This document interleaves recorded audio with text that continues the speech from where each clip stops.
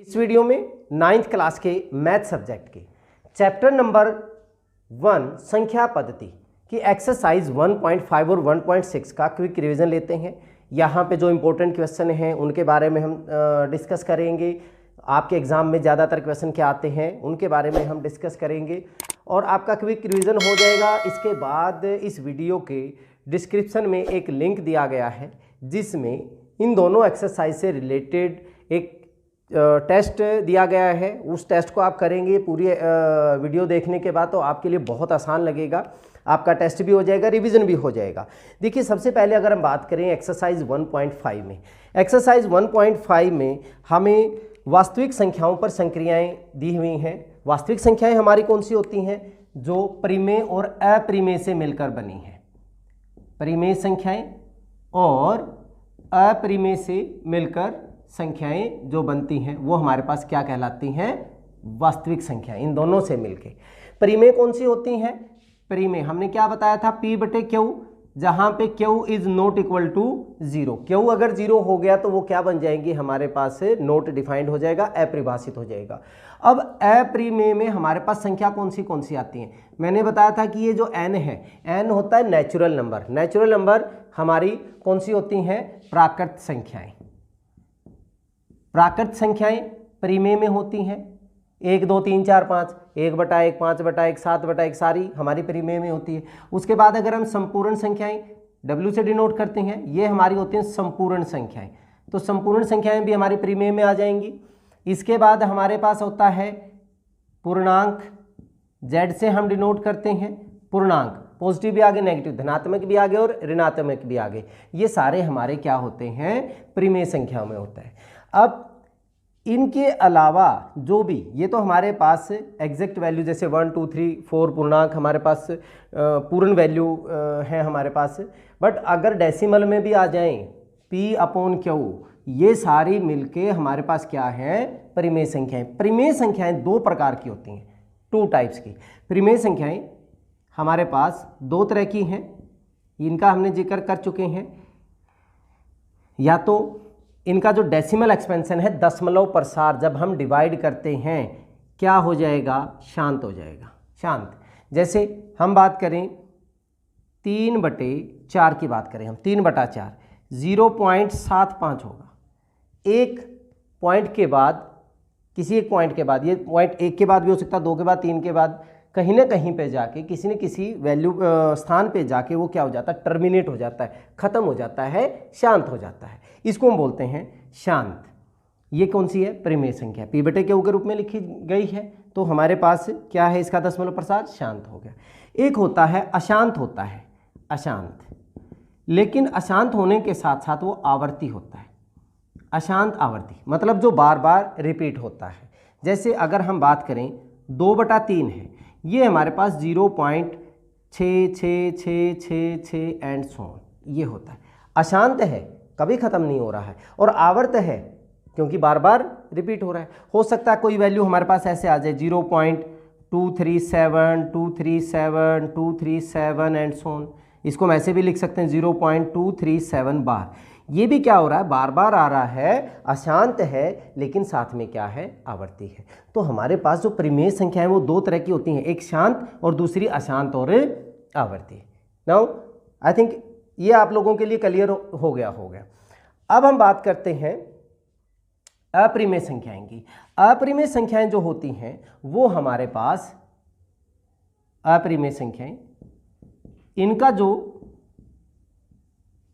दशमलव प्रसार की अगर हम बात करें, वैसे हम इनको लिखते हैं अपरिमेय √2 √3 वर्गमूल 2 वर्गमूल 3 वर्गमूल 5 वर्गमूल 4 क्यों नहीं? क्योंकि एग्जैक्ट वैल्यू आ जाती है 2 हो जाती है, वर्गमूल 6 एंड सो ऑन। ये वैल्यू जो है हमारी क्या है? अपरिमेय। बट अगर हम इनके दशमलव प्रसार की बात करें, दशमलव प्रसार, इनका जो दशमलव प्रसार होता है वो हमारे पास अशांत होता है, ना तो ये कभी ख़त्म होता, और अनावर्ती होता है। अनावर्ती का मतलब ये रिपीट भी नहीं होता, ना ख़त्म होता ना ही ये रिपीट होता। ये हमारे पास अशांत अनावर्ती। जैसे हम कहें कि 0.12, फिर 1 2 0 1 2 0 0 1 2 0 0 0 1 2 0 0 0 0 एंड सो ऑन।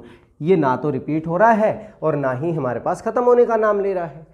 इस तरह के हमारे पास क्या होते हैं, अपरिमेय संख्या जिनका दशमलव प्रसार ऐसा हो।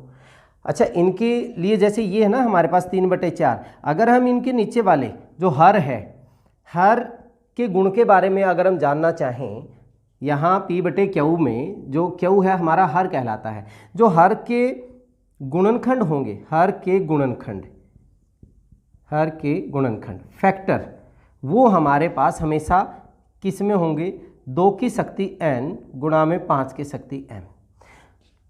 बड़ा सिंपल सा फंडा मैं बता दूं, ये चीज़ समझें, अगर नीचे या तो 2 के गुणनखंड हो, जैसे 4 था 2 गुणा में 2 है, या 8 है 2 गुणा में 2 गुणा में 2 है, या नीचे 5 आ जाए 7/5, ये 5 में अकेला हो गया। अगर ये 25 होता तो 7/5 की पावर 2 हो जाता, ये 125 होता तो 7/5 की पावर 3 हो जाता।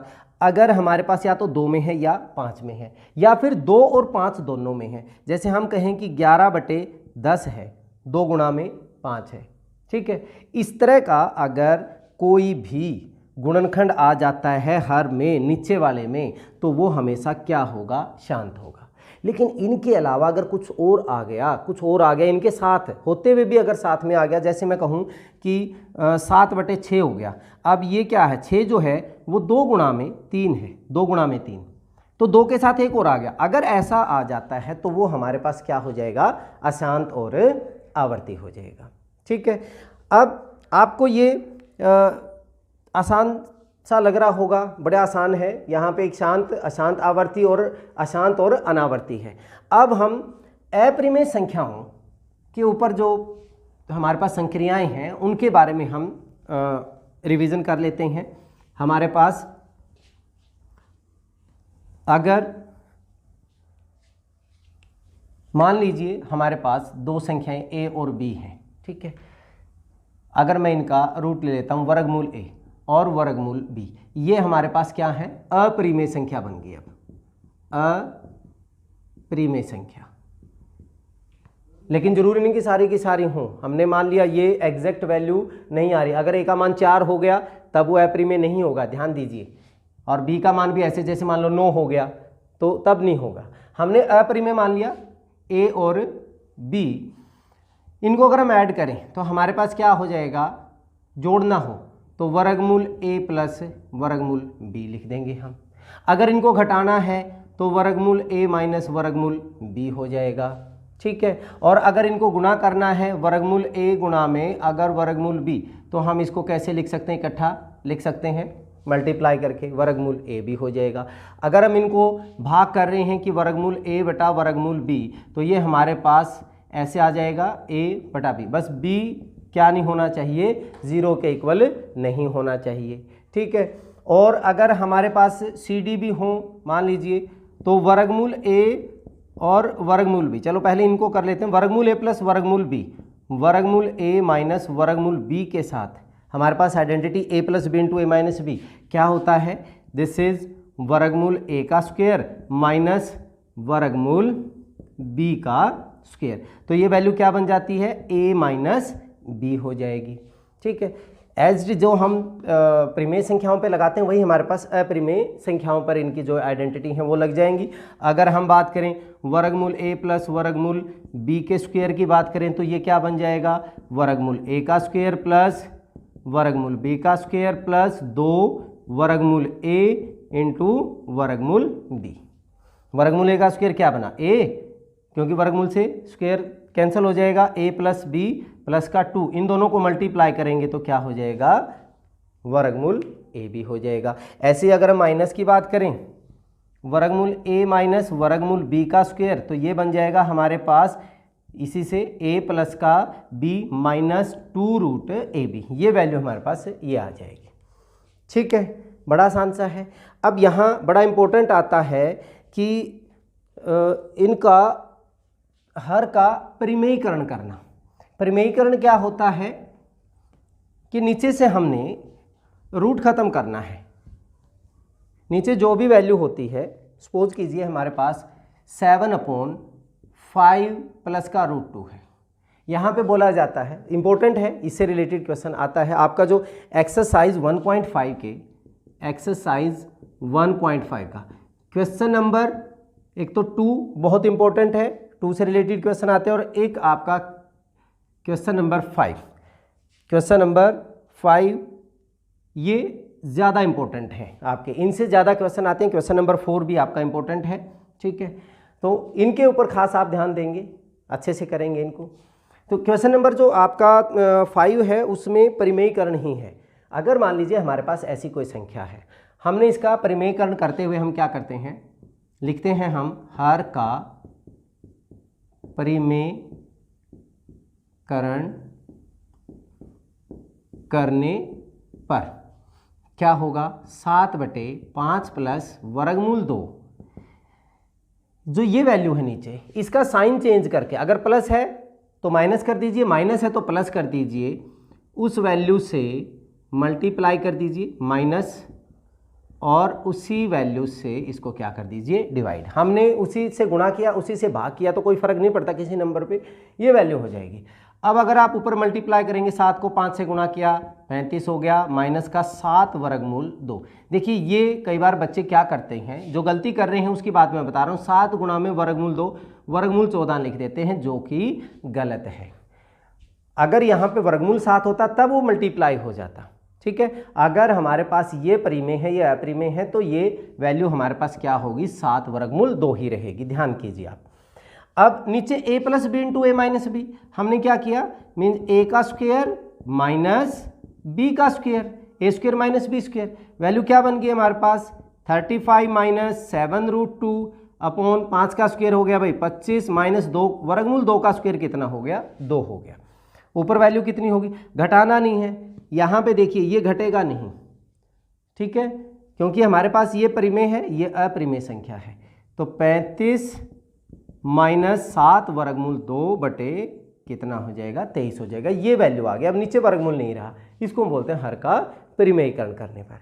अच्छा, अगर मान लीजिए नीचे 2 वैल्यू ना हो, अकेला ऐसे होता कि 7 बटा वर्गमूल 2 होता, फिर हम परिमेयीकरण करते हुए हम क्या करते, अकेले वर्गमूल 2 से मल्टीप्लाई कर दिया, वर्गमूल 2 से हमने क्या कर दिया, डिवाइड कर दिया। अगर अकेला वर्गमूल 2 होता, फिर ऊपर वैल्यू क्या बन जाती, 7 वर्गमूल 2, वर्गमूल 2 को वर्गमूल 2 से गुणा करोगे तो कितना हो जाएगा, 2 हो जाएगा। तो ये आपका आंसर आ जाएगा। इसमें बड़ा ही सिंपल है, ये है हमारा हर का परिमेयीकरण करना।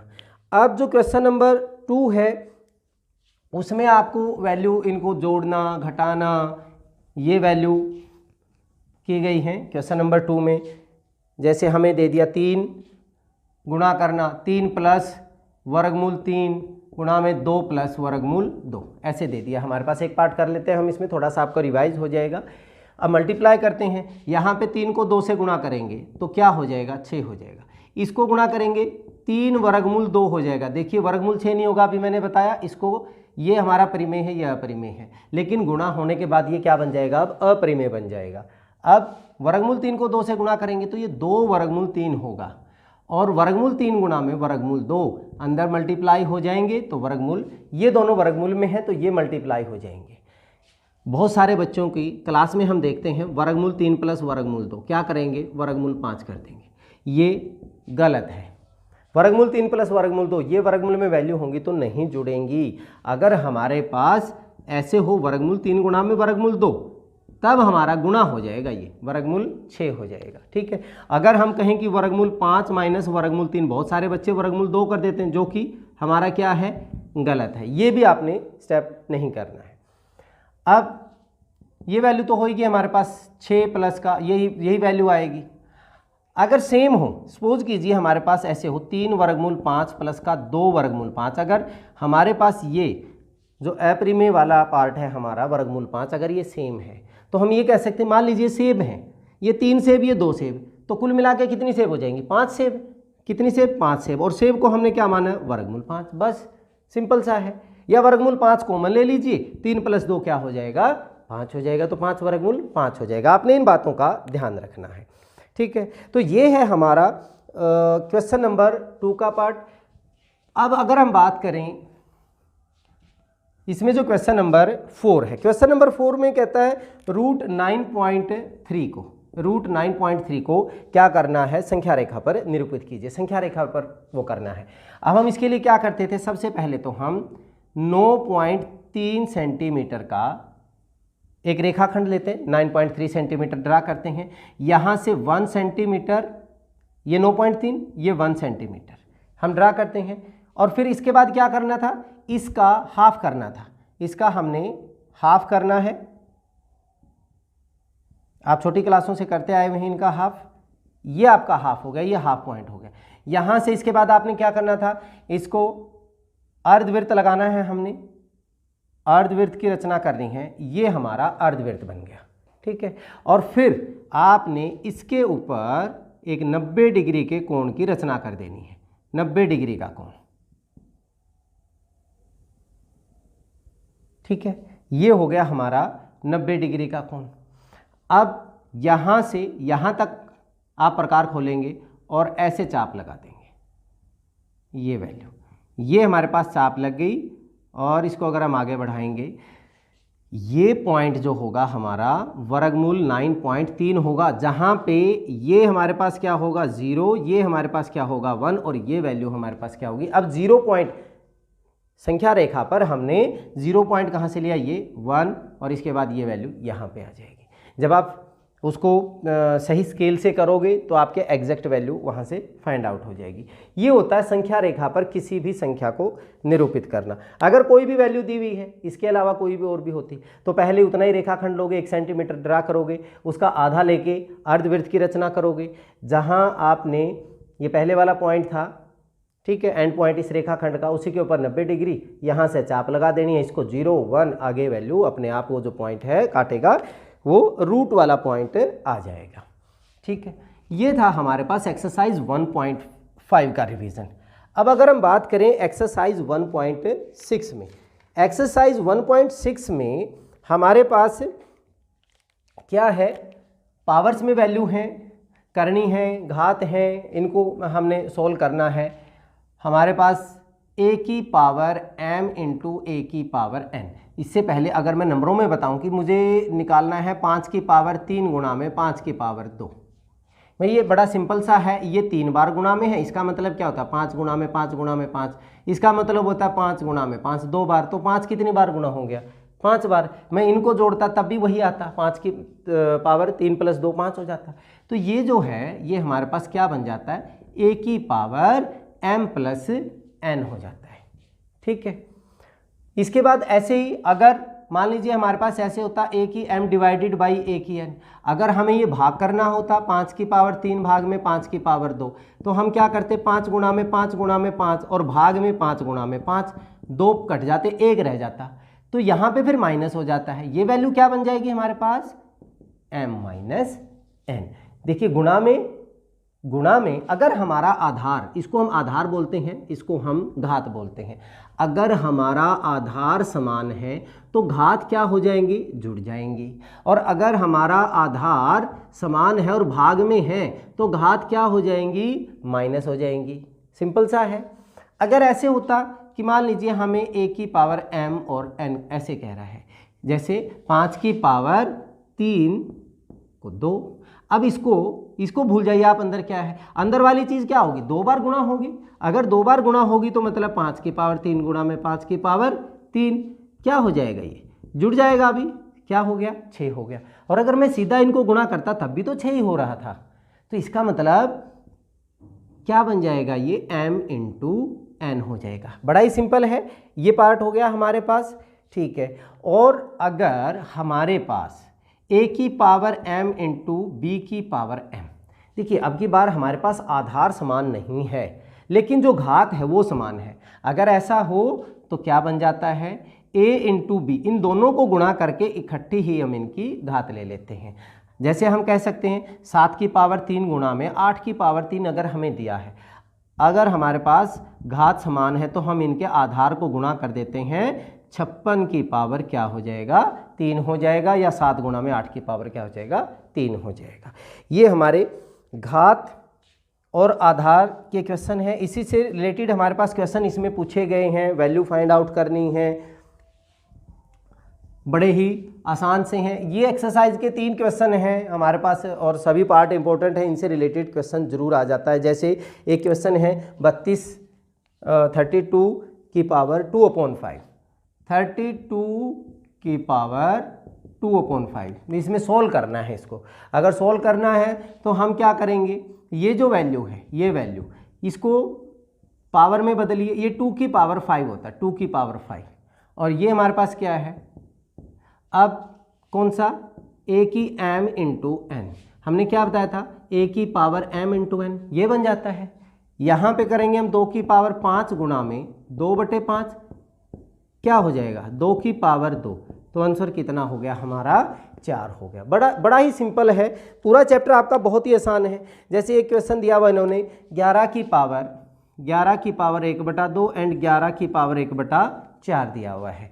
अब हमारे पास भाग में है तो हम यहाँ पे क्या, कौन सा फार्मूला लगाएंगे, a की m डिवाइडेड बाई a की n, मतलब बेस सेम है हमारे पास, तो 11 a की पावर हमारे पास m माइनस n हो जाएगा। तो हम यहाँ पे भी क्या करेंगे, 11 की पावर 1/2 माइनस 1/4 कर देंगे। इसको सोल्व कर लेंगे हम, बड़ा आसान हो जाएगा। एलसीएम कितना हो गया 4, 2 दूनी 4 माइनस 4 एकम 4 1, 11 की पावर 2 में से 1 1/4।